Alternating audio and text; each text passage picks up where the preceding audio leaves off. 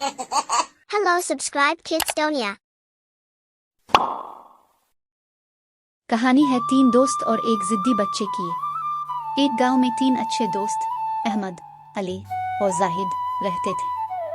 अहमद समझदार था, अली मेहनती और जाहिद थोड़ा जिद्दी और शरारती था।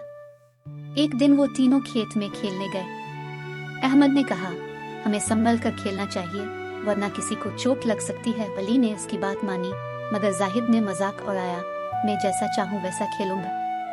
जाहिद ने दरख्त पर चढ़ने की जिद की। अली और अहमद ने इसे रोका लेकिन वो ना माना। दरख्त से एक शाख टूट गई और जाहिद नीचे गिर गया। खुशकिस्मती से इसे मामूली चोट आई।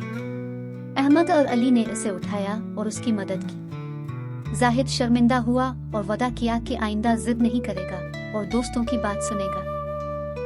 ये कहानी हमें सिखाती है कि अच्छे दोस्तों की बात सुननी चाहिए और जिद छोड़कर समझदारी से काम लेना चाहिए। Subscribe Kidstonia.